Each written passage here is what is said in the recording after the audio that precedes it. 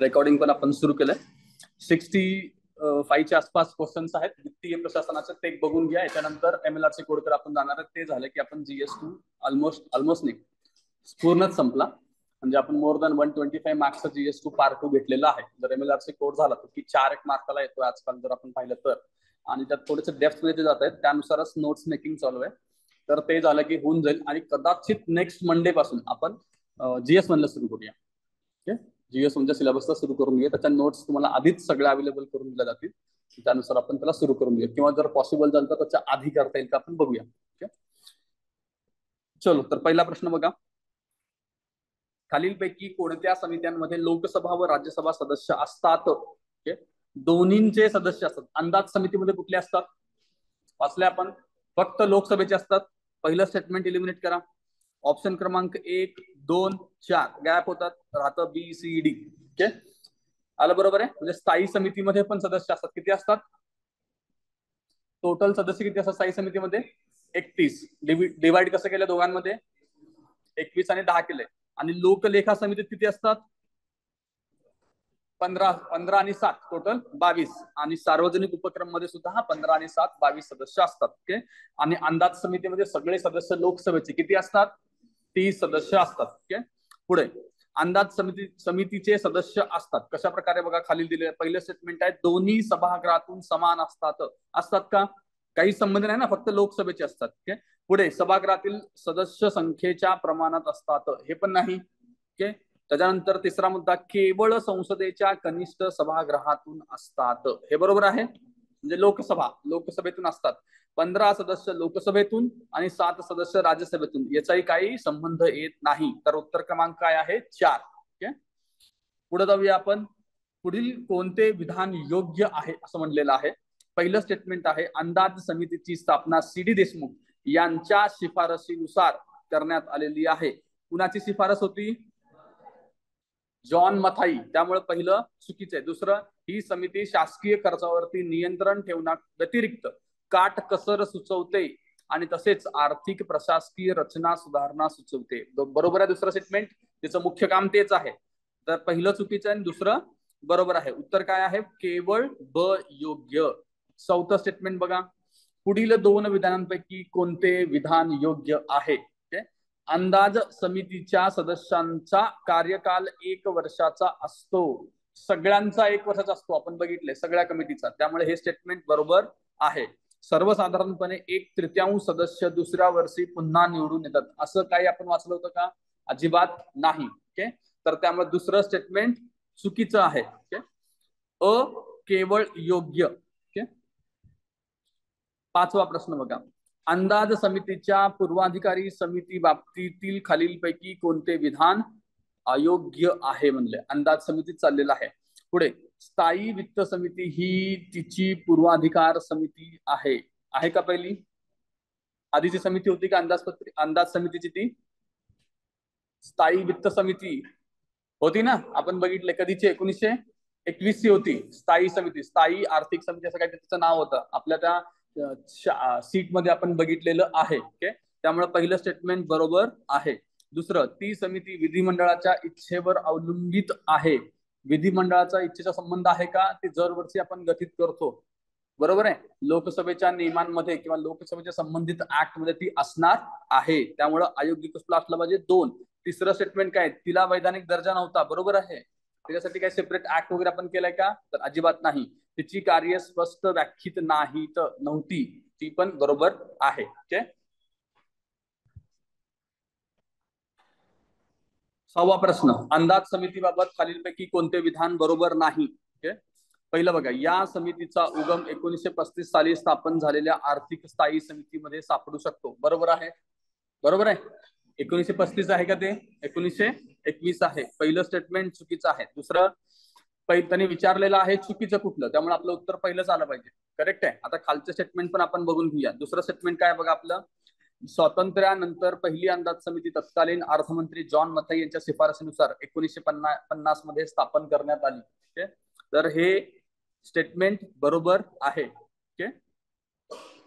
डोळ्यावरती बंद करून त्याला पोझिशन आपण बघितलं, म्हणजे टेबल काढला ना ते बरोबर पोझिशन. ठीक. मूलतः त्याच्यामध्ये 25 सदस्य होते, परंतु 1956 साली ती सदस्य संख्या 30 पर्यंत वाढवण्यात आली. ही सुद्धा बरोबर आहे स्टेटमेंट. ओके.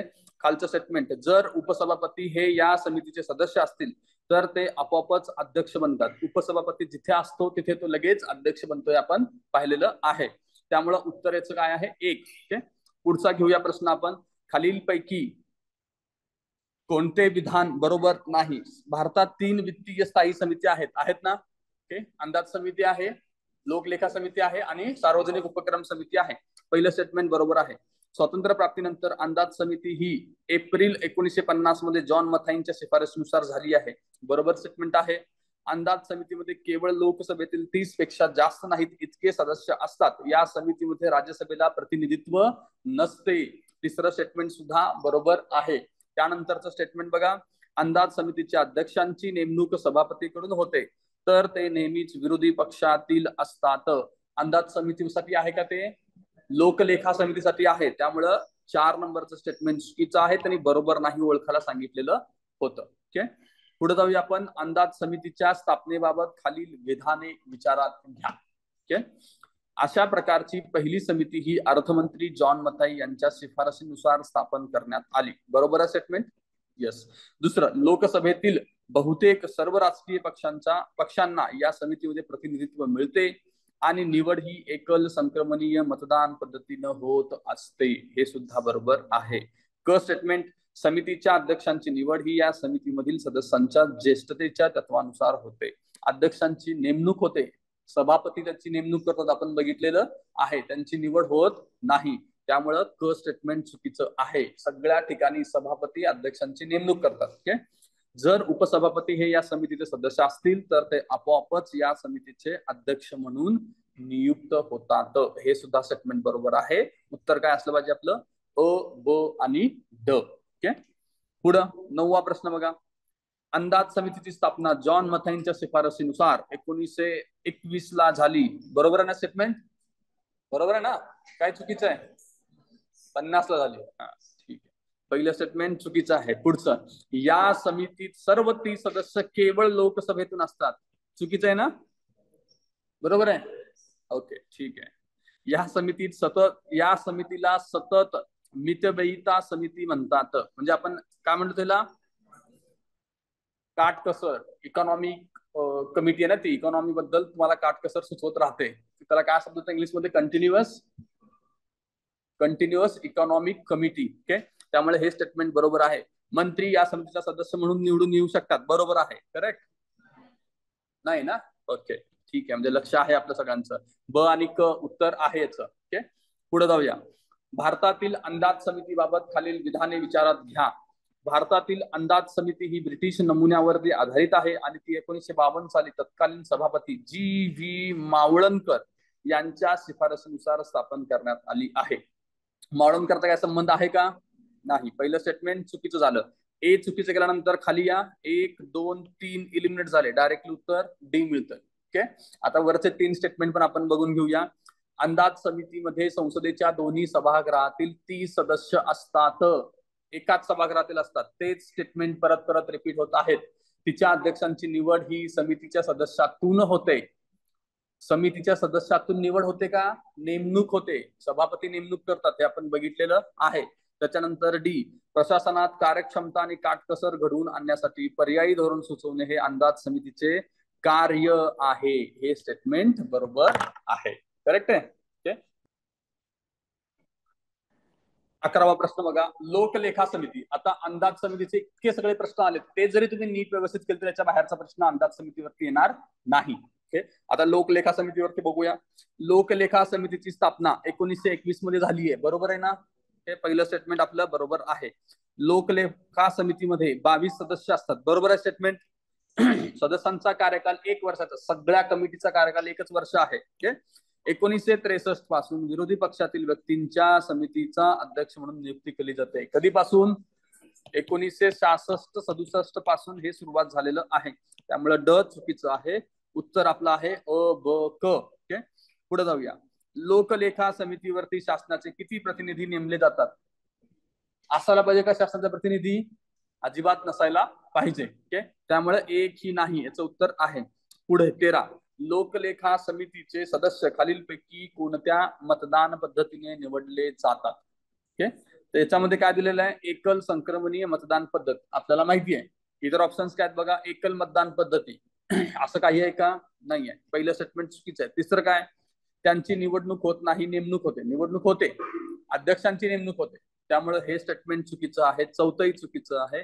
उत्तर आहे आपलं 2. ओके, बरोबर आहे.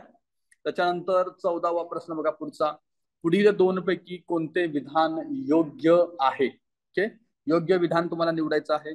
लोकसभेतून लोकलेखा समिती करता सदस्य निवडीसाठी कोणत्याही परिस्थितीत निवडणूक आवश्यक आहे का. लोकसभेतून लोकलेखा समिती करता सदस्य निवडीसाठी कोणत्याही परिस्थितीत निवडणूक आवश्यक आहे. स्टेटमेंट बरोबर का चुकीचं आहे. का चुकीचं आहे.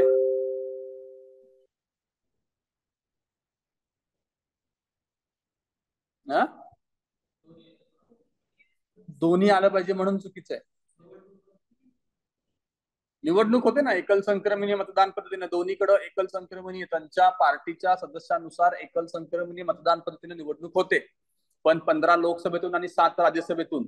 त्यामुळे हे स्टेटमेंट चुकीचं आहे. त्यांनी फक्त लोकसभेतून मेन्शन केलं ना इथे, त्यामुळे आपल्याला हे चुकीचं करावं लागणार आहे. ओके, पुढचा प्रश्न, पुढचं स्टेटमेंट, नियमाप्रमाणे लोकलेखा समितीचे अध्यक्षपद मुख्य विरोधी पक्षांच्या सदस्याकडे. नियम आहे का त्याला काही, परंपरा निर्माण झाली ती, त्यामुळे दुसरं स्टेटमेंट पण चुकीचं आहे. वरील पैकी कुठलं म्हणताय. सदस्य आहेत ना तिथे, अध्यक्षांबद्दल नाही. पहिलं स्टेटमेंट सदस्यांबद्दल बोलतोय ना. बरोबर आहे, पण लोकसभेतून लोकलेखाकरिता सदस्य निवडीसाठी कोणत्याही परिस्थितीत निवडणूक आवश्यक आहे का. यांनी फक्त लोकसभा, याचा अर्थ याला असं म्हणायचं आहे की सगळे जे तुमचे 22 मेंबर आहेत ते लोकसभेतून येतात. आता जेव्हा तुम्ही पहिल्यांदा स्टेटमेंट वाचाल तुम्ही त्याला बरोबरच करता, मला समजतं तुझं काय म्हणणं आहे, पण तिथं आपल्याला कन्सिडर करायचं की लोकसभेतून नाही, लोकसभा प्लस राज्यसभेतून असायला हवं, तेव्हा आपण ते बरोबर केलं असतं. ओके, आलं लक्षात. आता हे ऑफकोर्स उत्तर दिल्यानंतरचं शहाणपण आहे. आपण जेव्हा वाचतो तेव्हा आपण पहिल्या स्टेटमेंटला बरोबर करणं अपेक्षितच आहे. कारण अर्ध सत्य जरी असलं तरी ते सत्य आहे. पुढचं, लोकलेखा समितीबाबत खालीलपैकी विधाने विचारात घ्या. सदरहू समितीची निर्मिती भारतात पहिल्यांदा 1919च्या कायद्यातील तरतुदीनुसार 1921 मध्ये झाली. बरोबर आहे स्टेटमेंट.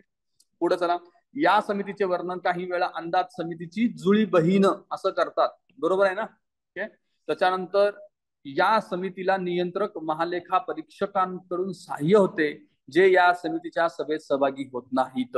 सहभागी व्हायला काय हरकत आहे, मतदान करू शकत नाही, सहभागी होऊ शकतात. त्यामुळं ती हे क नंबरचं स्टेटमेंट आपलं चुकीचं आहे. पुढे बघा, 1962च्या प्रथेनुसार 1962 पासूनच्या प्रथेनुसार विरोधी पक्षाच्या सदस्यांची नेमणूक या समितीचे अध्यक्ष म्हणून करण्यात येते. हे स्टेटमेंट 1962 ऐवजी काय पाहिजे, 1966 67 पाहिजे. तेच बघा 2 वेळा त्याने चुकीचं केलेलं आहे. ओके, क आणि ड चुकीचं आहे आणि अ आणि ब योग्य असल्यामुळे उत्तर आहे आपलं 3. ओके, पुढचा प्रश्न 16वा, लोकलेखा समितीबाबत खालीलपैकी कोणते विधान सत्य आहे. ती सर्वात जुनी आर्थिक समिती आहे. आर्थिक समिती जुनी आहे ना सगळ्यात, ती 1921 ची आपण सगळ्या बघितलोय. अंदाज समिती कधीची, 1950 ची आहे. आणि पीयूसी कधीची आहे, पब्लिक अंडरटेकिंग कमिटी 64 ची आहे. ओके, आणि आपल्या स्थायी समिती कधीपासून आल्या, 1993 पासूनच्या आल्या. बरोबर आहे, त्यामुळे ही सगळ्यात जुनी असणं बरोबर आहे.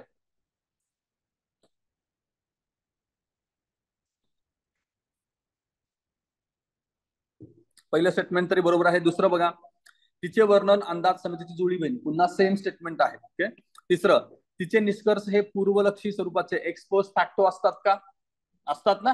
ती आधी घडलेल्या सगळ्या गोष्टींवरती सुद्धा आपला रिपोर्ट देऊ शकते, त्यामुळे हे बरोबर आहे. तिचे कार्य केवळ शवविच्छेदनाचे आहे, म्हणजे एकदा का सगळं घडून गेल्यानंतरचं काम आहे. कारण ती काय करते, कॅगचा रिपोर्ट बघते. कॅगचंच काम पोस्टमॉर्टम टाइप्स आहे ना, त्यामुळे हे सुद्धा बरोबर आहे. उत्तर काय पाहिजे, अ ब क ड. पुढे बघा, लोकलेखा समितीची पद्धत या देशापासून घेतलेली आहे. आता ऑप्शन बघायच्या आधी कुठले स्टेटमेंट एलिमिनेट करणार तुम्ही, एक आणि दोन एलिमेंट केलं पाहिजे ना, कुठल्या तरी एकाच देशातून आपण घेणार आहे. ओके, तर मग आपल्याकडे राहिलं क आणि ड.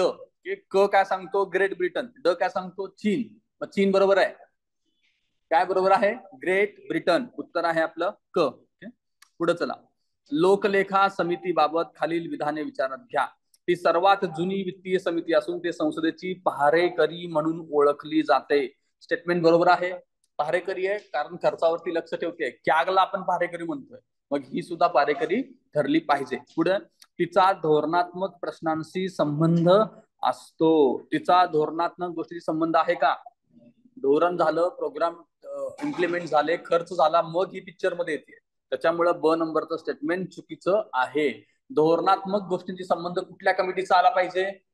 अंदाज समिती. अंदाज समिती तुम्हाला धोरणांवरती सांगते की असं नका करू, हे जास्त खर्चिक आणि असं करा, हे कमी खर्चाचं होऊ शकतं. ओके, पुढे तिचे कार्य केवळ शवविच्छेदनाचे आहे. बरोबर आहे ना? ओके, शवविच्छेदनाचे आहे, हे बरोबर आहे. ओके, पुढचं तिचे आर्थिक व्यवस्थेवरती असलेल्या नियंत्रणाचे 3 वैशिष्ट्य: तज्ञ नियंत्रण, वित्तीय नियंत्रण आणि पक्षविरहित नियंत्रण.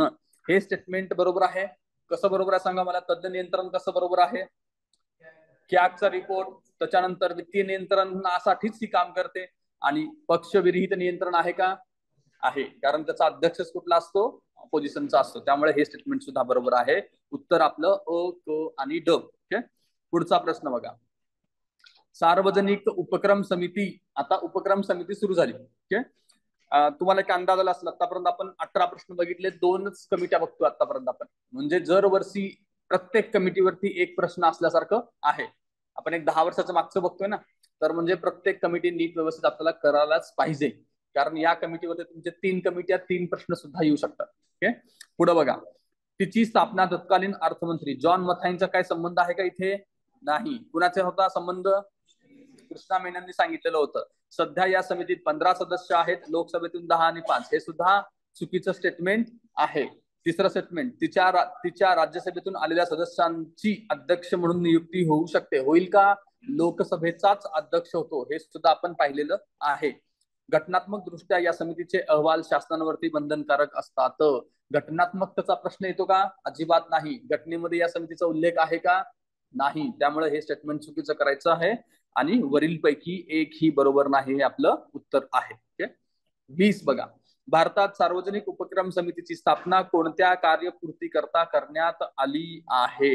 आता बघा, सार्वजनिक उपक्रमाचे अहवाल आणि लेखांची तपासणी करते ना ती. कॅगचे जे रिपोर्ट येतात त्याची ती तपासणी करते, प्लस स्वतः पण करते विदाउट कॅग रिपोर्ट. पुढे नियंत्रण व महालेखा परीक्षकाने सार्वजनिक उपक्रमावरील सादर केलेल्या अहवालांची तपासणी, हे सुद्धा बरोबर आहे. सार्वजनिक उपक्रमांची स्वायत्तता आणि कार्यक्षमता या संदर्भात तपासणी करते. आता ऍक्च्युली जर खरं पाहायला गेलं, स्वायत्तता असलं असतं तर हे स्टेटमेंट चुकीचं केलं असतं आपण. पुढे त्यांनी कार्यक्षमता दिले, त्याच्यामुळे मला हे स्टेटमेंट बरोबर करावं लागतं. कारण डे टू डे वर्किंग मध्ये कुठलीही कमिटी इंटरफेअर करू शकत नाही.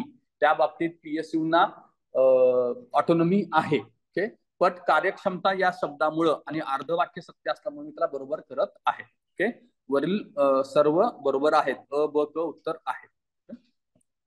पुढील 2 विधानांपैकी कोणते विधान अयोग्य आहे?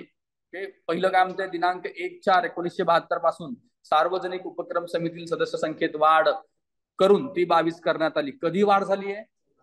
10 वर्षांना झाली आहे. स्थापनेपासून 10 वर्षांना. पहिलं स्टेटमेंट चुकीचं आहे.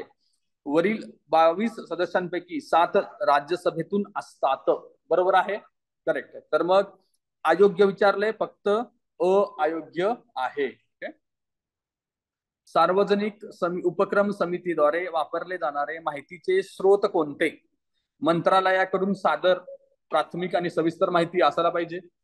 अशासकीय संघटनांमार्फत सादर अभ्यास, काही हरकत घ्यायला. उपक्रमांच्या अधिकाऱ्यांद्वारे मिळवलेले पुरावे आणि लेखापरीक्षण अहवाल, सगळे ते अभ्यास करणार आहेत. अ, ब, क, ड सगळेच योग्य आहेत. सार्वजनिक उपक्रम समितीबाबत खालीलपैकी कोणते विधान योग्य आहे? सुरुवातीला समितीत 15 सदस्य होते, 64 मध्ये तिची सदस्य संख्या 22 पर्यंत वाढली. स्थापना कधीच्या तिची? 64. त्यामुळे हे चुकीचे आणि 74ला ते 22 झाले होते. समितीच्या अध्यक्षांची नेमणूक समितीच्या सदस्यांमधून केली जाते. परंतु समितीमधील राज्यसभा सदस्यास अध्यक्ष म्हणून नियुक्त केले जाऊ शकत नाही. बरोबर आहे स्टेटमेंट. लोकसभेचाच व्यक्ती अध्यक्ष होऊ शकतो. त्यामुळं अ चुकीचं, ब बरोबर आहे. उत्तर आहे आपलं 2. ओके. पुढचं स्टेटमेंट बघा. 24वा प्रश्न. सार्वजनिक उपक्रम समितीवरचाच आहे पुन्हा. तिची स्थापना 64 मध्ये झालेली आहे. बरोबर आहे स्टेटमेंट 64. सध्या समितीमध्ये लोकसभेतून 10 आणि राज्यसभेतून 5 सदस्य आहेत. बरोबर आहे हे सुद्धा, है ना. किती सदस्य आहेत? 15 आणि 7. समिती ही नियंत्रक व महालेखा परीक्षकांच्या सार्वजनिक उपक्रमावरील अहवाल तपासते. हे बरोबर आहे. उत्तर आहे आपलं अ आणि क. पुढचा प्रश्न. खालीलपैकी सार्वजनिक खर्चावरती नियंत्रण ठेवण्याचे कोणते साधन आहे? सार्वजनिक खर्चावरती नियंत्रण ठेवण्यासाठी कॅग आहेत का? असायला पाहिजेत ना कॅग कंपल्सरी. ओके. त्याच्यानंतर नियोजन आयोग खर्चावर नियंत्रण ठेवतं का? नियोजन आयोगाचं काम काय? पॉलिसी बनवून देणं. तिचा खर्चाशी काही संबंध येत नसल्यामुळं ब स्टेटमेंट चुकीचं आहे. संसद असायला पाहिजे. ओके. त्याच्यानंतर वित्त मंत्रालय सुद्धा असायला पाहिजे. आता इथे गडबड, तुम्ही वित्त मंत्रालय कॅन्सल करू शकता आणि अ आणि क असं इथे तुम्हाला उत्तर नसल्यामुळे तुम्ही वाचू पण शकता. ओके. बट आता लक्षात ठेवा, वित्त मंत्रालय सुद्धा खर्चावरती लक्ष ठेवतं. कसं कसं ठेवतं? एक तर त्यांच्या इथे सुद्धा फायनान्शियल कमिशनर असतो, आपण बघितले. प्रत्येक डिपार्टमेंटला फायनान्शियल कमिशनर असतो की जो काय करतोय, आपल्या आपण एक बिल बघितलं ना, अप्रोप्रिएशन बिल किंवा त्याच्यावरती येणारे कट मोशन्स, याच्यावरती अभ्यास करतो तो. एक. दुसरी स्थायी समिती त्याच्या संबंधित आहे. एक स्थायी समिती पण ते अभ्यास करते. 2. ओके. तर असं वेगवेगळ्या पद्धतीने तिचं सुद्धा नियंत्रण असतं. ओके. त्यामुळं वित्त मंत्रालय सुद्धा योग्य आहे. उत्तर काय आहे आपलं? अ, क आणि ड. ओके. पुढे बघा. पुढील 2 विधानांपैकी कोणते विधान अयोग्य आहे?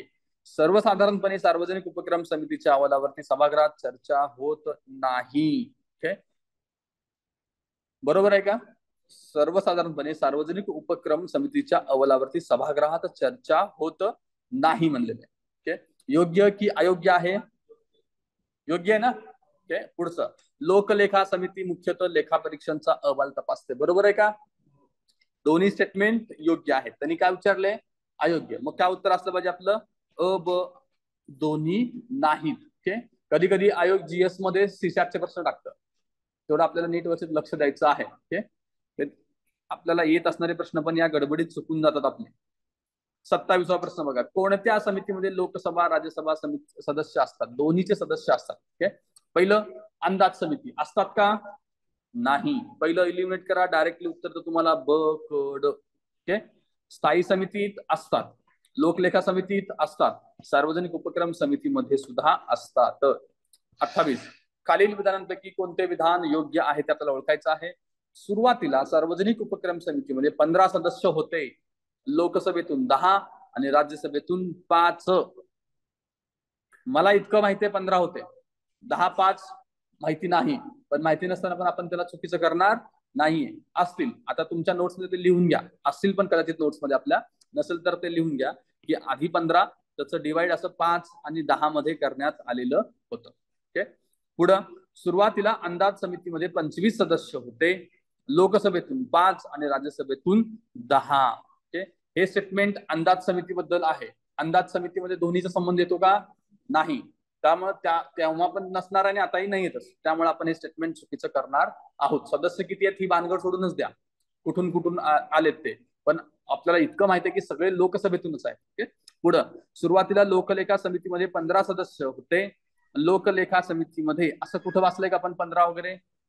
कुठंच नाही वाचलं. ते सुद्धा 25च्या आसपास असू शकतात किंवा काहीच नाही. वाचलं नाही याचा अर्थ हे आपण चुकीचं करणार आहोत. वरीलपैकी सर्व विधान योग्य आहेत हे पण चुकीचं ठरलं पाहिजे. मग राहिलं काय आपलं? 1 नंबरचं उत्तर आपल्याला लिहावं लागेल. याचा अर्थ 15 होते, 5 10 आणि 5 असं डिव्हाइड करण्यात आलेलं होतं. ओके. पुढे जाऊया आपण. केंद्र आणि राज्यात कॅग लेखापरीक्षण अहवाल यांच्याकडे सोपवतात. कॅग लेखापरीक्षण अहवाल कुणाकडे सोपवतात? राष्ट्रपती आणि राज्यपालांकडे. त्यामुळे इथलं कुठलंच उत्तर योग्य नाही. ओके. सुरुवातीला त्यांनी काय उत्तर दिलं असणार आहे? फर्स्ट की नुसार उत्तर दिलं असेल ना काहीतरी. काय दिलं असेल? लोकलेखा समिती दिलं असणार आहे. कॅगच्या लेखापरीक्षण अहवालात अंतर्भूत आहेत. त्यात काय काय अहवालात अंतर्भूत असतं? वित्तीय अनियमितता पहिल्यांदा आली पाहिजे कॅगच्या अहवालामध्ये. संसदेने मंजूर केलेल्या अनुदानापेक्षा अधिक रक्कम खर्च करणे आलं पाहिजे. ओके, वाजवीपेक्षा अधिक व कमी अर्थसंकल्पीय तरतूद आली पाहिजे ना. ओके, अयोग्य महसुलाची प्रकरणे हे कॅगच्या अंतर्गत येण्याचा प्रश्नच नाही. त्यामुळे हे स्टेटमेंट चुकीचं आहे. अ ब क उत्तर आहे आपलं. आता इथून कॅगचे प्रश्न आहेत बघा.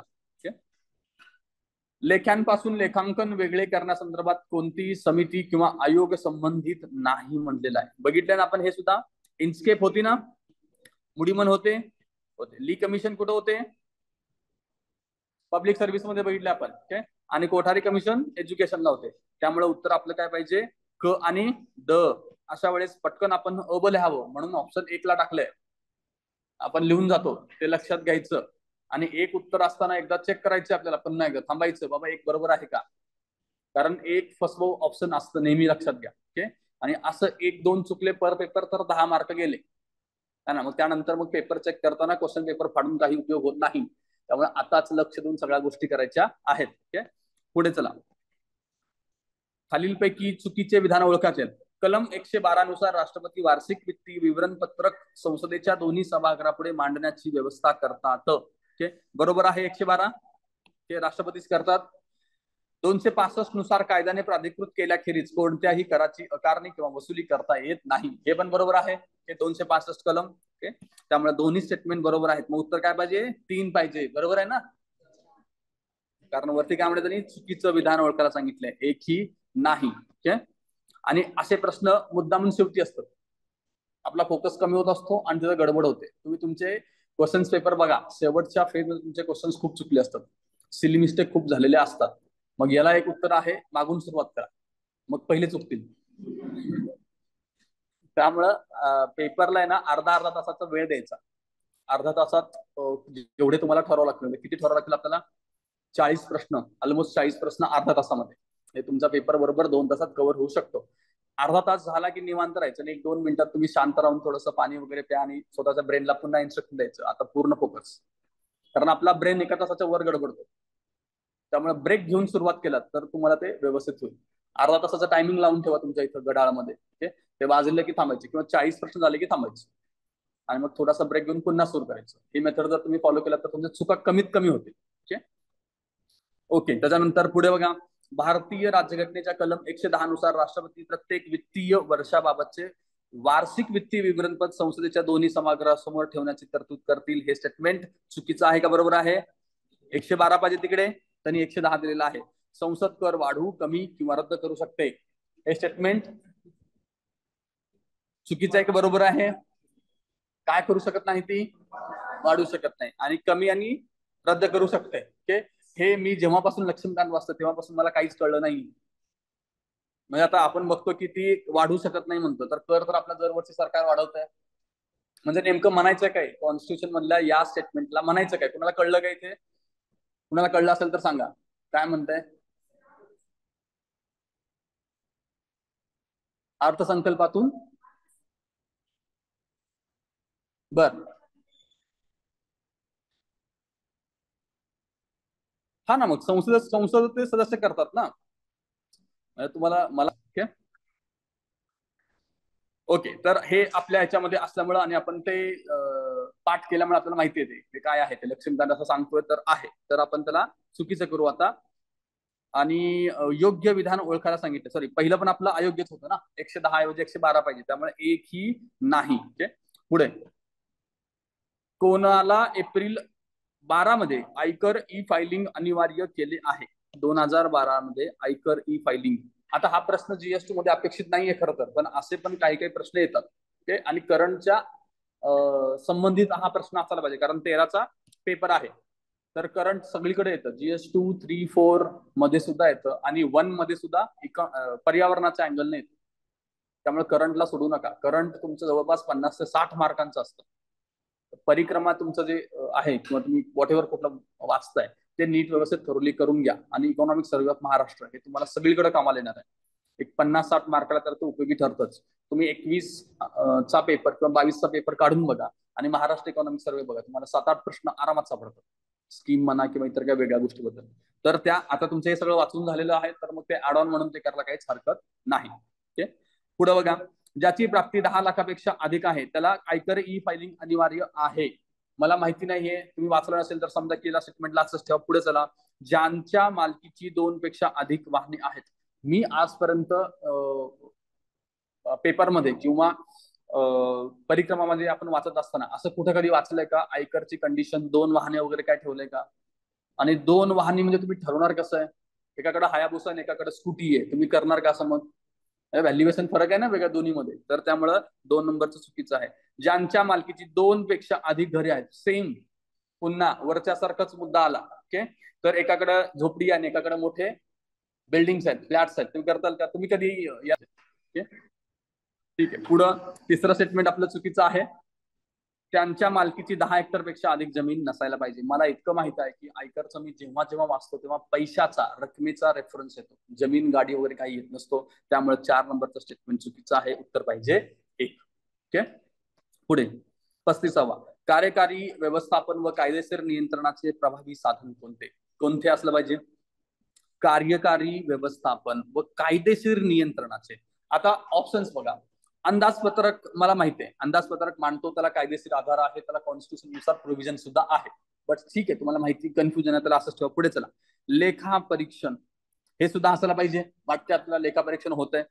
हे 2 माझे कन्फ्युजन वाले. पुढे निर्णायक मत आणि निगराणी समिती असं काही आपण बघितलं का? नाही. मी 3 आणि 4 तर एलिमिनेट केलं. आता माझ्याकडे राहिले अंदाजपत्रक आणि लेखा परीक्षण. आता पहिलं वाक्य, पहिला शब्द काय?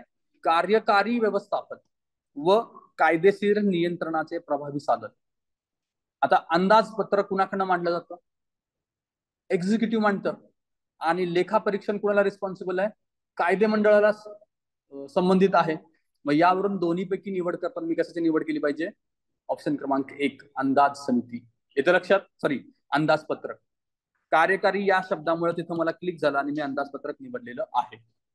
इथं लेखा परीक्षणच मोस्ट ऑफ लोकांनी निवडलं असणार आहे, ते जास्त योग्य वाटतं. पण पहिला शब्द लक्षात घ्यायचे, कार्यकारी व्यवस्थापन बद्दल बोललेलं आहे.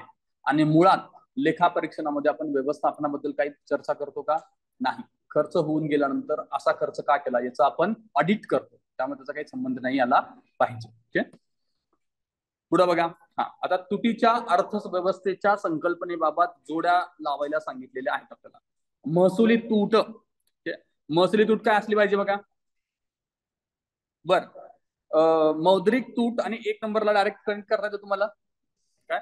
जेव्हा रिझर्व्ह बँकेकडून कर्ज घेऊन तूट भरून काढली आहे, ड ला 1 जोडा. ड ला 1 जोडा, डायरेक्टली उत्तर आहे तुमचं. ओके, येतंय उत्तर. ओके, त्याच्यानंतर बघा एक्झाम मध्ये कधी कधी कसं होतं, तुम्ही काय करसाल, लेफ्ट साईडचे वाचताल आणि राईट साईडचे पण वाचणार. त्या राईट साईड मध्ये वाचण्यात तुम्हाला भरपूर वेळ जाणार. ओके, मग त्यावेळेस तुम्ही एक इकडचं काहीतरी वाचून घ्याल, म्हणजे राईट साईडचं वाचून घ्या. आता मी पहिलं वाचलं, जेव्हा रिझर्व्ह बँकेकडून कर्ज घेऊन तूट भरून वाढली जाते, हे वाचलं मला लगेच क्लिक होणार आहे की अरे हे रिझर्व्ह बँकेचं आहे, म्हणजे मौद्रिक तूट आहे. मग मी लेफ्टला बघतो कुठं मौद्रिक तूट आहे, मग मी तेवढं जोडतो. तुमचा वेळ इथं वाचणार आहे, अर्धा मिनिटं का असताना पण वाचेल. ओके, तर याच्यानुसार आता महसुली तूट काय असते पाहिजे? जेव्हा सरकारचा चालू खर्च चालू उत्पन्नापेक्षा जास्त असतो. खर्च जास्त आहे, महसुली तूट झाली, बरोबर आहे. अर्थसंकल्पीय तूट काय असते पाहिजे? सरकारचा एकूण खर्च उत्पन्नापेक्षा जास्त आहे. आणि राजकोषीय तूट काय आहे? अर्थसंकल्पीय तूट आणि बाजारपेठेतील कर्ज आणि इतर देणी, म्हणजे आपण जे कर्ज घेतो तेच आपलं राजकोषीय तूट आहे. ओके, त्याच्यानंतर म्हणून उत्तर आपलं काय आहे? 1. ओके, 37 बघा. विनियोजन विधेयक, कलम नंबर 114. ओके, विनियोजन विधेयकाबाबत खालचे स्टेटमेंट्स बघा. संचित निधीतून सरकारला पैसा काढण्याचा अधिकार प्राप्त करण्यासाठी, संचित निधीतून का कुठून? कॉन्सॉलिडेटेड फंड की कॉन्टिजेन्सी फंड?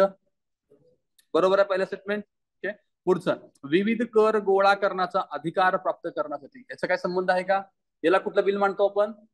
फायनान्शियल बिल मानतो ना कर गोळा करण्यासाठी. ओके, त्यामुळे ब स्टेटमेंट चुकीचं आहे. ओके, ब स्टेटमेंट चुकीचं केल्यानंतर ऑप्शन क्रमांक 2, 4 एलिमिनेट होतील माझे. ओके, पुढे बघा.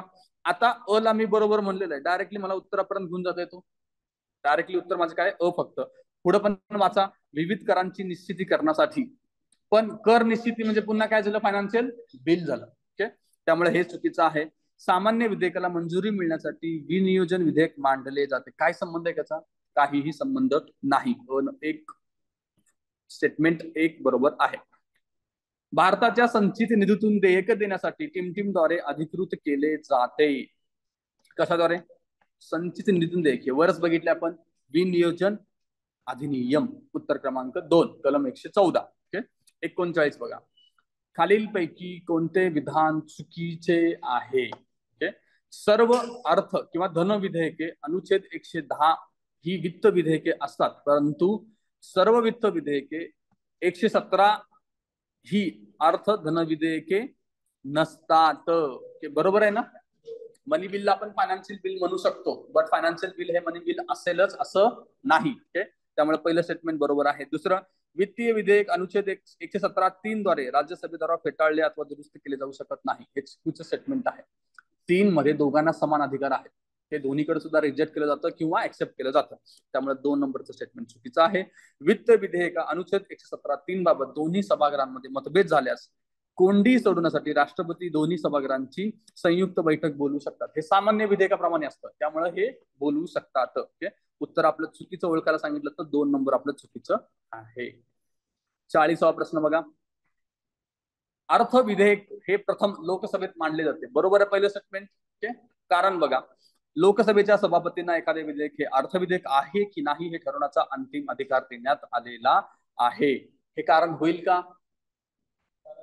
कारण नाही येते. आता मांडलं पाहिजे हा तुम्ही नियम ठेवलाय, ही एक वेगळी गोष्ट आहे, आणि ते विधेयक अर्थ आहे की नाही हे ठरवणं एक वेगळी गोष्ट आहे. त्यामुळे दोन्हीचा काही संबंध येत नाही. पण दोन्ही स्टेटमेंट योग्य आहे, पण त्याची कारण नाही येत. उत्तर काय असलं पाहिजे आपलं? ए आणि आर दोन्ही बरोबर, पण त्याचं ते स्पष्टीकरण किंवा कारण नाही. अचूक पर्याय निवडा. द्रव्यशक्तीची तरतूद करणारे विधेयक हे धनविधेयक असेलच असे नाही. बरोबर आहे ना? धनविधेयक, आता धनविधेयकामध्ये आपण बघितलं की द्रव्य बाबतीतलं ते धनविधेयक होतं, पण त्यात द्रव्य पण आहे आणि इतर गोष्टी पण असतील, तर ते मग कुठलं विधेयक होतं? फायनान्शियल बिल होतं. त्यामुळे पहिलं स्टेटमेंट बरोबर आहे. एकत्रित निधीतून खर्चाविषयीचे विधेयक हे धनविधेयक असेलच असे नाही. 2 नंबरचं स्टेटमेंट काय म्हणतं? 2 नंबरचं स्टेटमेंट बरोबर आहे का? एकत्रित निधीतून खर्चाविषयीचे कॉन्सोलिडेट फंड मधून जर आपण खर्च घेत असेल आणि 30 प्रोव्हिजन असेल तर ते धनविधेयक असेलच असे नाहीये, कारण सेम वरचं स्पष्टीकरण इथे सुद्धा लागू होणार आहे. संघाच्या लेखा परीक्षणाविषयीचे विधेयक हे धनविधेयक असेलच असे नाही, हे असायलाच पाहिजे.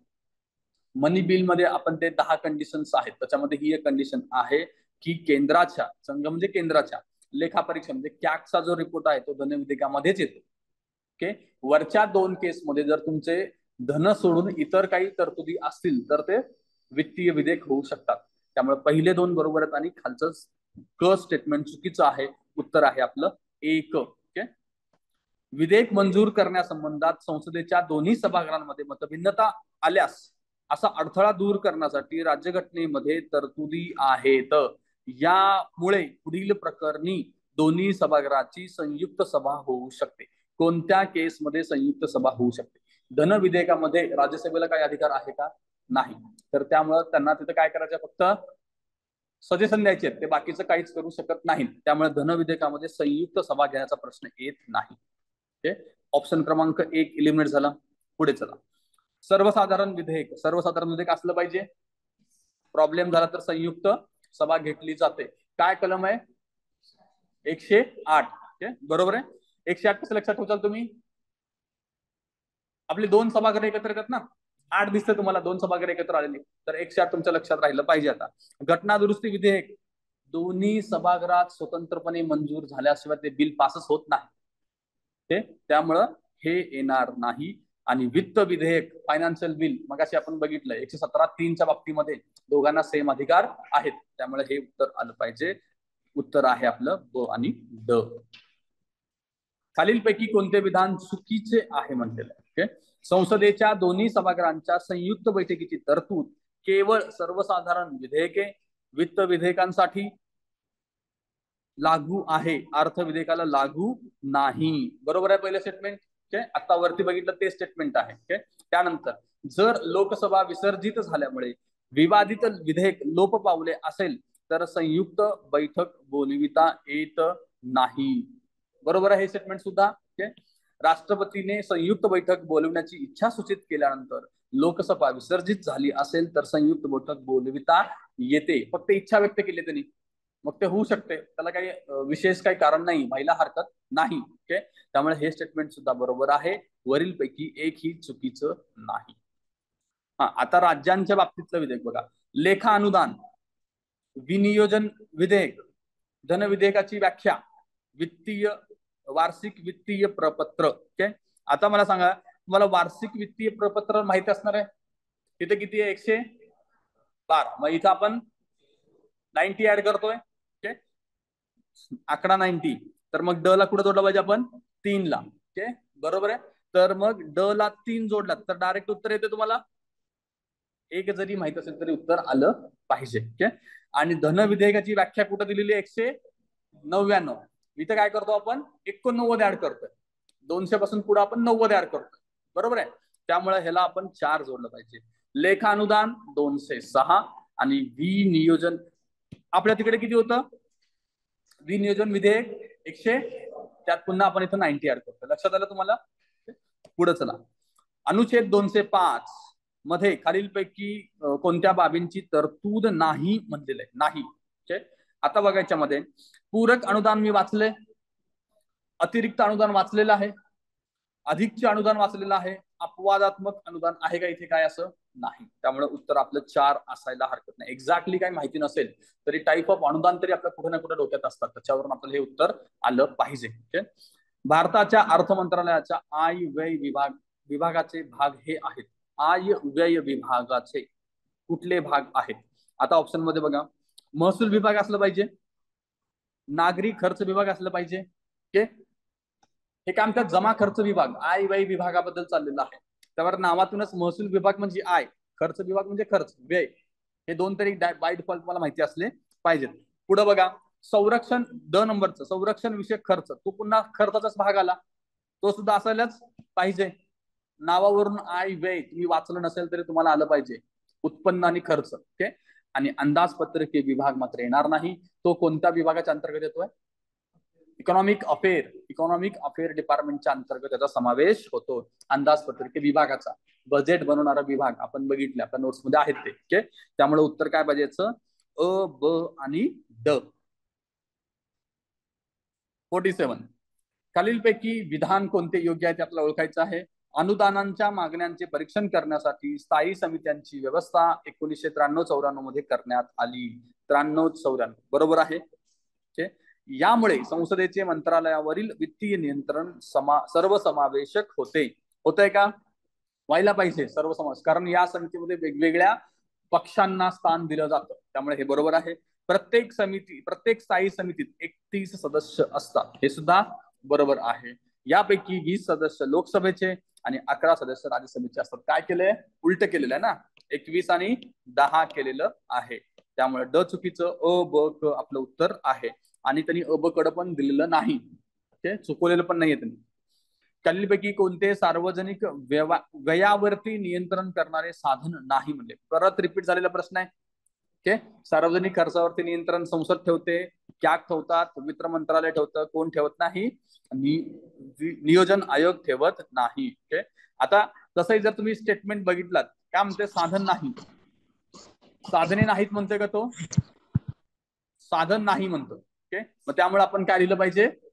एकच असलं पाहिजे. त्यामुळे आपलं डायरेक्टली उत्तर येऊन जातं.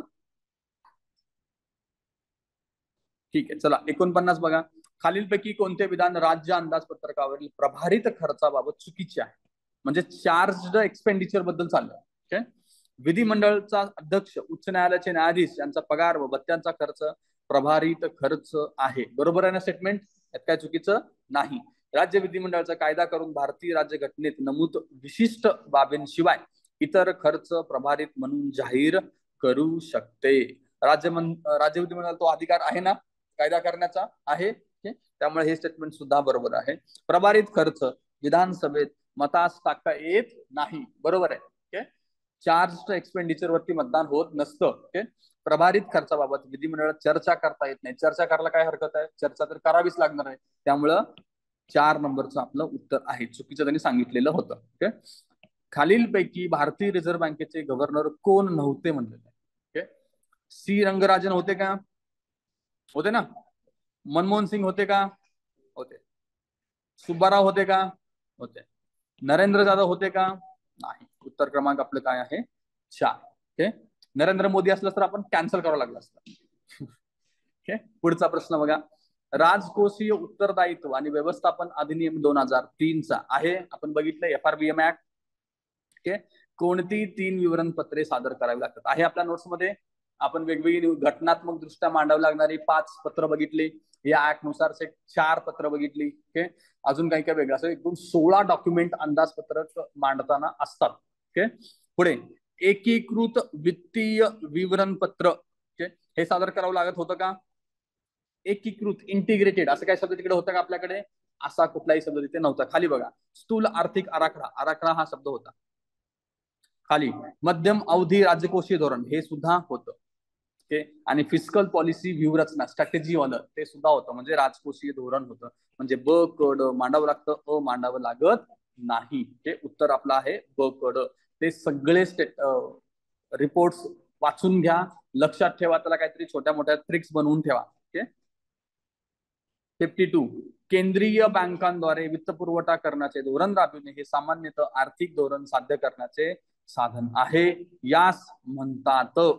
आता यास म्हणतात म्हणल्यानंतर एकच काहीतरी उत्तर असेल. ऑप्शन क्रमांक 1 3 इलिमिनेट करून टाकणार मी सुरुवातीला. आता माझं राहिलं क आणि अ. क काय म्हणतं? चलन व कर विषयक धोरण. आणि 4 काय म्हणतं? चलन विषयक धोरण. ओके. केंद्रीय बँकेद्वारे कर विषयक धोरण मांडलं जाईल का? केंद्रीय बँक फक्त चलन विषयक धोरण मांडेल ना. त्यामुळे आपलं उत्तर पाहिजे 1. ओके. तर आता 21 आणि 22 मध्ये आलेले प्रश्न बघूया. लोकलेखा समितीबाबत खालीलपैकी कोणती विधाने योग्य आहेत? 1954 पूर्वी या समितीत फक्त लोकसभेतून निवडले गेलेले 22 सदस्य होते. लोकलेखा समितीमध्ये काय संबंध आहे त्याचा? नाही. पहिलं स्टेटमेंट आपलं चुकीचं आहे. पुढचं, काही वेळा लोकलेखा समितीचे वर्णन अंदाजपत्रकाची जुळी बहीण असे केले जाते कारण दोन्ही समित्यांचे कार्य एकमेकांस पूरक असे आहेत. बरोबर आहे ना? हे समिती, हे समिती काय आहे? म्हणजे स्त्रीलिंगी आहे का पुल्लिंगी आहे समिती मराठीच्या आपल्या व्याकरणानुसार? स्त्रीलिंगी. अच्छा, म्हणून जुळी बहीण आहे का ते? नाहीतर जुळा भाऊ पण म्हटले असते. पुढे, सर्व समिती सदस्यांचा दर्जा समान आहे, परंतु लोकलेखा समितीच्या संबंधित कार्याबाबत समितीमधील राज्यसभा सदस्यांवरती राज्यसभा अध्यक्षांचे नियंत्रण नसते, तर लोकसभा सभापतींचे असते. बरोबर आहे. जरी राज्यसभेचे सदस्य असले तरी डॉमिनन्स कोणाचा असतो? लोकसभेचा. आणि लोकसभा आणि राज्यसभामध्ये सगळ्यात महत्वाचा रिस्पॉन्सिबल सभागृह कुठला असतं? लोकांना रिस्पॉन्सिबल लोकसभा. कारण जनतेने निवडून दिले तिकडे असतात. त्यामुळे लोकसभेचंच नियंत्रण असणं अपेक्षित आहे. कारण ती इलेक्टेड बॉडी आहे, डायरेक्टली इलेक्टेड बॉडी. उत्तर काय पाहिजे आपलं? डी आणि सी पाहिजे. विचारणार तर कसा विचार. एनिवेज पुढे चला. 54 कायदेशीर व नियामक लेखापरीक्षण व्यतिरिक्त महालेखापरीक्षक खर्चाच्या औचित्याचेही लेखापरीक्षण करू शकतात. करतात का? म्हणजे काय झालं? हे परफॉर्मन्स बजेट सारखं झालं ना. तर त्यामुळे हे परफॉर्मन्स ऑडिटिंग झालं. आपण बघितलं परफॉर्मन्स ऑडिट पण करतोय, परंतु कायदेशीर लेखापरीक्षण पार पडणे बंधनकारक असते. नियामक व औचित्याचे लेखापरीक्षण स्वेच्छेने नसते, हे सुद्धा आपण बघितलेलं आहे. ओके. ऍक्ट नुसार त्यांना कंपल्सन करावंच लागतं, पण जे परफॉर्मन्स आहे ते त्यांच्या मर्जीवरती असतं, करायचं का नाही. ओके. बी बरोबर आहे. बी बरोबर आहे का चुकीचं आहे? का बरं चुकीचं आहे? नियामक, नियामक असायला पाहिजे आणि औचित्याचे लेखापरीक्षण मात्र त्यांच्या मर्जीवरती असतं. ब नंबरचं स्टेटमेंट चुकीचं आहे. केवळ ए योग्य आहे. अंदाज समितीच्या कार्याबाबत खालील विधाने चुकीची कोणती आहेत बघायचे आपल्याला. प्रशासनामध्ये कार्यक्षमता काटकसर आणण्यासाठी पर्यायी धोरण. बरोबर आहे ना? अंदाज समिती आहे. आता हे समित्यांचं कन्फ्युजन होतं, तर नीट लक्षात घ्या. अंदाज समिती काय करते? आणि आपली कुठली असते वेगळी पॅक असते ना, पॅक काय करते आणि पीयूसी काय करते, या सगळ्यांचं कामं लक्षात घ्या. एकच वाक्यातली कामं. तुमचा फरक लक्षात आला की तुम्हाला कळून जाईल फक्त. ओके. संसदेसमोर सादर करावयाच्या अनुमानाचा आराखडा सुचवणे. द्यायला काय हरकत आहे, सुचू शकते ना, काहीच प्रॉब्लेम नाही. संसदेसमोर सादर करावयाच्या लेख्यांचा आराखडा. आता लेख्यांचा आराखडा म्हणजे की कुठे गेलं पाहिजे, लोकलेखा समिती कडे ते गेलं पाहिजे. त्यामुळे 3 नंबरचं स्टेटमेंट चुकीचं आहे. ओके. पुढचा प्रश्न. केंद्रीय प्रत्यक्ष कर मंडळ हे वित्त मंत्रालयाच्या विविध विभागाचा एक भाग. कोणत्या विभागाचा एक भाग आहे, कोणत्या विभागाचा आहे? केंद्रीय प्रत्यक्ष कर. कर म्हणले की आता महसूल विभाग आला पाहिजे. ओके. तर महसूल विभागाचा भाग आहे. शून्य आधारित अर्थसंकल्पाबाबत खालील विधाने विचारात घ्या. ते अमेरिकेत उदयास आले आणि विकसित झाले. बरोबर आहे. 1978 मध्ये जिम कार्टर यांनी प्रणाली अमेरिकेमध्ये लागू केली. वाचले आपण. जिम कार्टर मला माहिती आहे, एवढं तरी माहिती आहे. वर्षाला मी डाऊट घेणार नाही 78 79 काय, पण आता लक्षात ठेवा 1978 ला त्यांनी शून्य आधारित बजेट मांडलेलं आहे. भारतात ही प्रणाली प्रथम 1993 मध्ये विज्ञान व तंत्रज्ञान विभागात सुरू करण्यात आली असेल. ठीक आहे. डी वाचा. भारतात ही प्रणाली 84-85 मध्ये आर्थिक वर्षापासून सर्व मंत्रालयात सुरू करण्यात आली. कधीपासून केली होती? 1986. ते माझ्या नोट्स मध्ये आहे, त्यामुळे मग मी हे चुकीचं करतो आणि सी ऑटोमॅटिकली बरोबर होऊन जातं. ओके. उत्तर आपलं काय पाहिजे? A B C. पण 84-85 ठिकाणी 1986-87 करून घ्या. आणि आता वरचं पण एक माहिती तुमच्या नोट्स मध्ये लिहा. विज्ञान तंत्रज्ञान विभागापासून सुरुवात आहे आणि 1983 पासून ती सुरुवात आहे. म्हणजे इंदिरा गांधींच्या काळापासूनच याला सुरुवात झालेली होती. ओके. असा एक प्रश्न आला की कुठल्या प्रधानमंत्र्यांच्या काळापासून, तर आपल्याला राजीव गांधी डोक्यात. तर सुरुवात मात्र इंदिरा गांधींच्या काळापासून झालेली होती. कपात प्रस्ताव सादर करण्यापूर्वी खालील अटींची पूर्तता करणे आवश्यक आहे. कपात प्रस्ताव आपण बघितलं, वेगवेगळे प्रस्ताव मांडतो. ते एका मुद्द्याकरिता मर्यादित असावा. ओके. आता हे बरोबर आहे ना, एकच मुद्दा तिथं तुम्ही डिस्कस केला पाहिजे, एकाहून अधिक मुद्दे नसले पाहिजे. पहिलं स्टेटमेंट तुमचं बरोबर आहे. दुसरं, यातून विशेष अधिकाराचा प्रश्न उपस्थित होता कामा नये. बरोबर आहे, कारण तुम्हाला तसं त्यासाठी वेगळं मोशन आहे, त्यामुळे हे सुद्धा बरोबर आहे. यामध्ये सध्याच्या कायद्यात दुरुस्ती करण्याबाबतीची सूचना असू शकतात, परंतु कायदा रद्द करण्याची सूचना नसाव्यात. सूचना कुठल्याही पद्धतीची असू शकते. त्यामुळं सी नंबरचं स्टेटमेंट चुकीचं आहे. अचूक नाही विचारलंय, उत्तर आहे आपलं ओनली सी, म्हणजे ऑप्शन क्रमांक 3. राज्यघटनेनुसार क्या सर्वात महत्वाचा अधिकारी, असं डॉक्टर बाबासाहेब आंबेडकरांनी म्हटलेलं आहे. ओके. वित्तीय प्रशासनाबाबतीत राज्यघटना व कायदा उचलून धरणे हे त्याचे कर्तव्य आहे. ओके. हे सुद्धा बरोबर आहे. ओके. दोन्ही सुद्धा स्टेटमेंट आपल्या लक्षात सापडतात. उत्तर असलं पाहिजे 1. महाराष्ट्राच्या विधिमंडळ समिती पद्धतीबाबत खालीलपैकी कोणते विधान बरोबर नाही म्हणलेलं आहे. ओके. हा एक प्रश्न आलेला आहे राज्यांच्या लेवलचं. तर तुम्हाला हा थोडा डेटा भेटला तर तो तुमच्या नोट्स मध्ये ऍड करा. अदरवाईज मी बघतो, मला सापडलं तर मी तुम्हाला अवेलेबल करून देईन. फक्त तेवढंच, महाराष्ट्राच्या समित्या थोडासा वेगळे आहेत, त्याचे नंबर थोडे वेगळे आहेत, सदस्य संख्या किती वगैरे असलं पाहिजे. मला वाटतं हे तुम्हाला यांच्या पुस्तकात भेटायला पाहिजे, युनिकच्या पुस्तकात भेटेल, किंवा आपली वेबसाईट विधिमंडळाची वेबसाईट, तिथून तुम्हाला हा डेटा भेटेल. पुढे बघा. लोकलेखा समिती, या समितीचे सदस्य जोपर्यंत नवीन समिती स्थापन केली जात नाही तोपर्यंत पदावरती राहू शकतात. आय डोंट नो, मला काहीच माहित नाही याच्याबद्दल, ह्याला असंच ठेवा. पुढे चला. अंदाज समिती, या समितीमध्ये सर्व सदस्य फक्त विधानसभेतील सदस्य असतात. तर मी याला बरोबर करेन. का बरं? मला तिकडची समिती सेम आहे. खाली चला.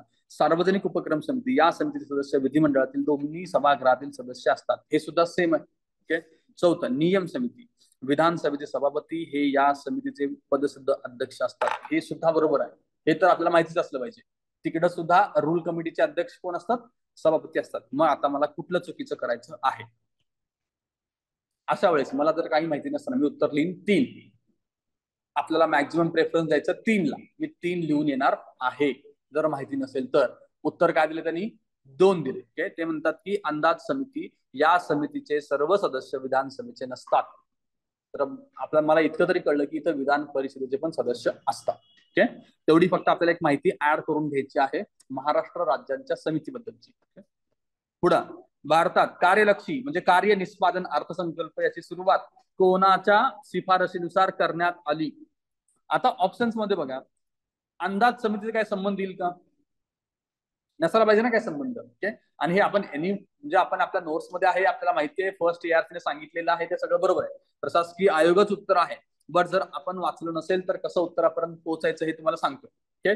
आता मला सांगा की कार्यलक्षी निष्पादन अर्थसंकल्प कधीच्या काळातला आहे?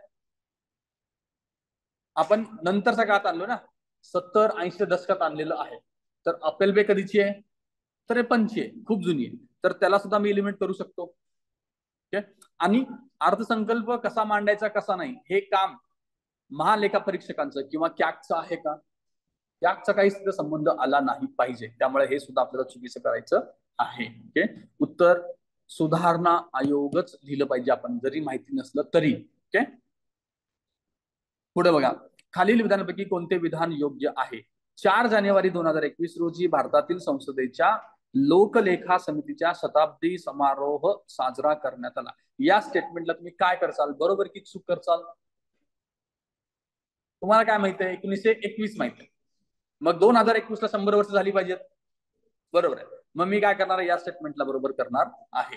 पण त्यांनी काय चुकीचं म्हणलेलं आहे? ते 4 जानेवारी नाही तर 4 डिसेंबर आहे ना. मग असं काय काय मूर्खपणा करणार असेल तर आपण असल्या गोष्टी करत बसायचं नाही. 4 जानेवारी 4 डिसेंबर वगैरे वाचत बसायचं नाही. ओके. तर समोर कुणी तो आला असता पेपर सेटर तर पाणी बॉटल फेकून मारली असते आपण. अशा गोष्टीकडे लक्ष द्यायचं नाही. मला फक्त 21 माहिती पाहिजे, त्याच्यावरून उत्तर आलं पाहिजे. ओके. लोकसभा प्रक्रिया आणि कार्यचलन नियम 308 एक नियमानुसार लोकलेखा समिती स्थापन केली आहे. हे मी कुठं वाचलेलं नाहीये आणि वाचण्याचा संबंध नाहीये. मी याला बरोबर करणार आहे.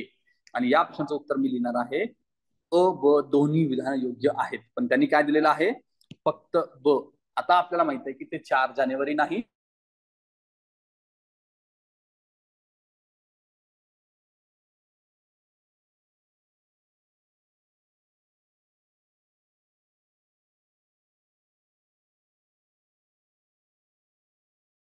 डिसेंबर लक्षात राहील.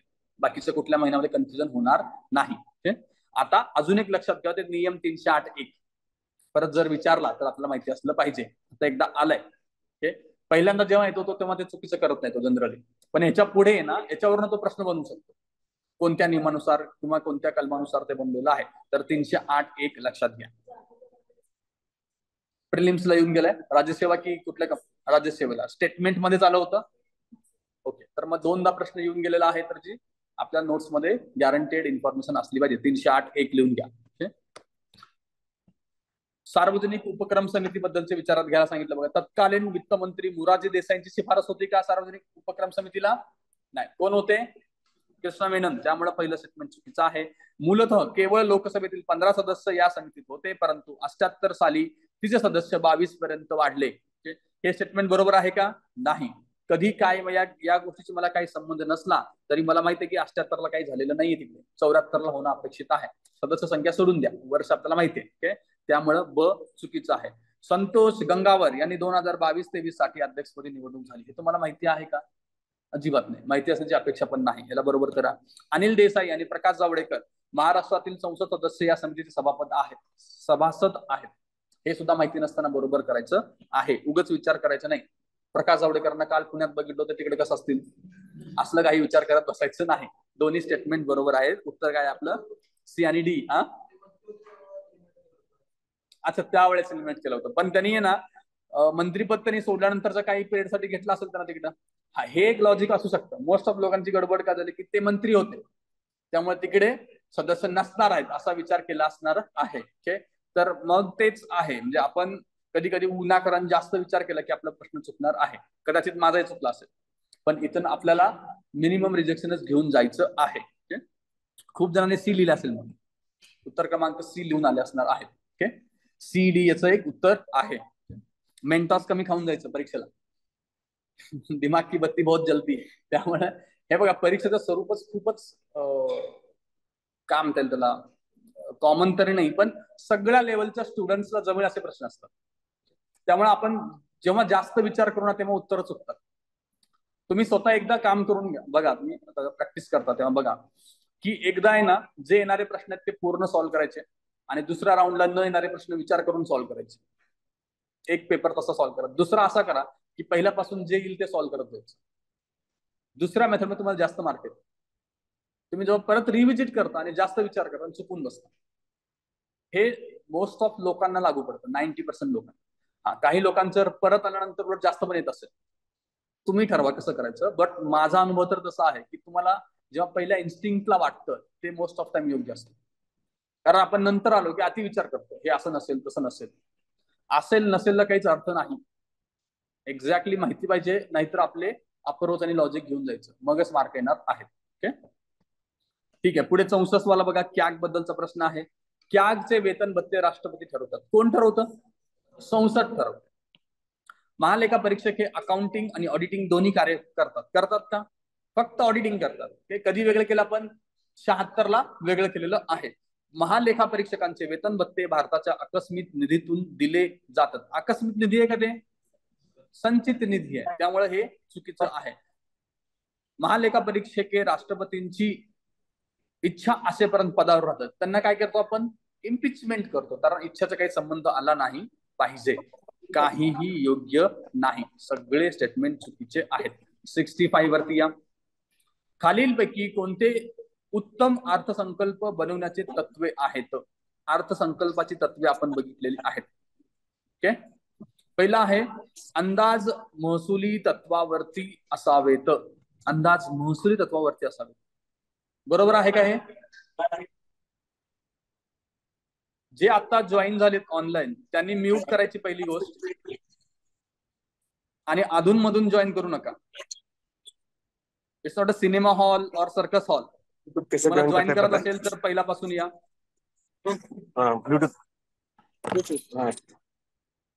हे हा जो एक प्रकार आहे, कोणी चालू बघायचे. बाकीचं कोणी दिसतंय का तुम्हाला? मला सांगा कोण चालू आहे.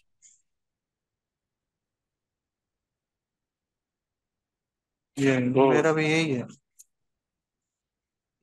3 नंबर. नरेश, तुमचा माइक चालू आहे.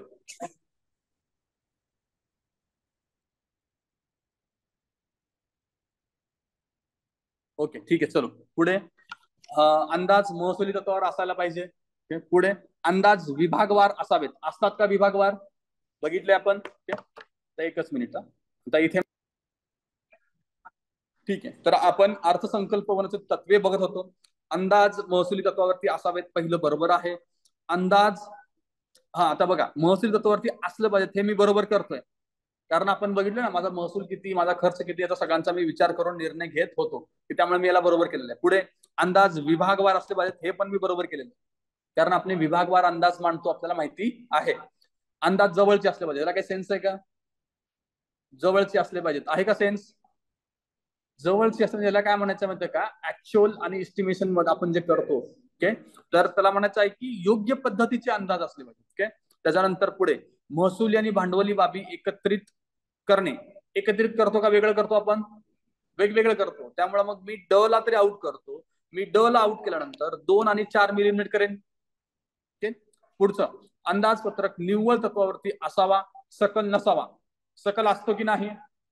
दोन्ही असतात आपल्याकडं. त्यामुळे मी या स्टेटमेंटला चुकीचं केलं होतं. बट एका ठिकाणी आम्ही डिस्कस केलं होतं, तर ते उलट दिलं असंही म्हणणं आहे, त्याच्यामुळे चुकीचं आहे. म्हणजे तो सकल असावा आणि निव्वळ नसावा असं स्टेटमेंट आहे का? आपण डिस्कस केलं सारखं. बट मला असं वाटतं की आपण अंदाजपत्रकामध्ये दोन्ही आकडे बघतो. सकल आकडे पण बघतो आणि निव्वळ आकडे सुद्धा बघतो. ऍक्च्युअल आकडे पण बघतो ना, ए असतं, आणि एस्टिमेटेड ई असतं. दोन्ही प्रकारचे आकडे आपल्या तिथे असतात. त्यामुळे दोन्ही असावेत याचा विचार करून मी हे चुकीचं केलं. हा, बर, अच्छा, जनरल तत्वांसाठी. तुम्ही म्हणताय की मग आपल्या अर्थसंकल्पाला हे न कनेक्ट करता आपण ते विचार केला पाहिजे. तर असंही तुम्ही बघू शकता. मी जेव्हा हा पेपर अटेंड केला, मी असा विचार केला की अरे माझ्या अंदाजपत्रकामध्ये दोन्ही प्रकारचे आकडे असतात, निव्वळ पण असतात आणि सकल पण असतात. ओके, बट यांचं असं म्हणणं आहे की काही तत्व आहेत जे ऑलरेडी मेन्शन केले. तुम्ही लक्ष्मीकांत मध्ये बघा किंवा दुसऱ्या ठिकाणी म्हणजे वायसीएम मध्ये वगैरे तुम्ही बघू शकता, तुम्हाला तत्व सापडतील. तिथं त्यांचं असं म्हणणं आहे की सकल आधारावरती असावेत, तर निव्वळ आधारावरती नसावेत, असं ते स्टेटमेंट आहे तिथे लक्ष्मीकांत मध्ये. तर ते हवं तर तुम्ही लिहून घ्या. तसं जर उलट आलं, याच्या उलट स्टेटमेंट आलं, तर तुम्ही ते कदाचित बरोबर करायला हवं. ओके, कारण मी जे अंदाज काढला तो अंदाज आहे, आणि आता जे आपण दुसरं स्टेटमेंट सांगतो ते एक्झॅक्ट स्टेटमेंट पुस्तकामध्ये आहे. लक्षात आलं का? अंदाजपत्रक सकल असावा, निव्वळ तत्वावरती नसावा, असं स्टेटमेंट असेल तर ते आपल्याला बरोबर करायचं आहे. ओके, पण इथे ते चुकीचं आहे. आता बघा, ए बी सी माझं उत्तर येतं. ए बरोबर आहे, बी बरोबर आहे, सी बरोबर आहे, पण आयोगानं उत्तर काय दिलेलं आहे? बी सी दिलेलं आहे. ए का चुकीचं दिलंय? काय आयडिया कुणाला? अंदाज महसुली तत्वावरती असावेत. काय? महसूल आणि भांडवली दोन्ही तत्वावरती असतात म्हणून ते चुकीचं आहे. बरं, अजून काय? काय म्हणताय? रोख असावेत असं म्हणायचंय. बरं, यांचं म्हणणं असं की तर रोख तत्वावरती आहे तरी महसूल टाकलेला शब्द आहे. ओके, आता मला सांगा की तत्व जे मांडत असताना तिथं फक्त महसुली देण्यात काय पॉईंट आहे का? दिलाय तर तू भांडवली पण दे, महसुली जमा जाईल तर मग खर्च पण दे. म्हणजे मला एक म्हणायचं की असं तत्व नसतंच किंवा नसायला सुद्धा नाही पाहिजे. हे खूप नॅरोनं झालेलं आहे. बट हे का सगळा विचार आपण तिकडे करत नाही. ओके, उत्तम अर्थसंकल्प, हा उत्तम अर्थसंकल्प असा तर मी त्यावेळेस याला बरोबर करेन, कारण हे बरोबर थोडं का असं मला वाटतंय, कारण माझ्या अंदाजपत्रकामध्ये मला महसूल दिसतोय. त्यामुळे मी तेव्हा एबीसी लिहिलं होतं. या प्रश्नाचं उत्तर तुम्ही एबीसी लिहावं मी असं सांगत नाही. मी सांगतो की असे जर वेगळी प्रश्न आले तर तुम्ही कसं टॅकल करणार आहात. ओके, आता आपल्याला एक कळलंय, त्याच्यामुळं आपण इथपर्यंत पोहोचलोय की ते महसुली तत्वावरती नसलं पाहिजे, तिथं रोख तत्वावरती असायला हवं होतं, तर त्यांनी महसुली शब्द घातलाय. ओके, त्यामुळं उत्तर आहे बी आणि सी. ओके,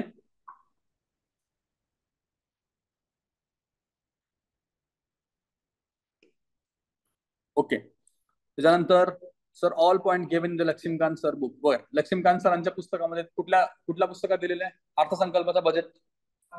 पार्लमेंटचा टॉपिक आहे त्याच्यामध्ये आहे का?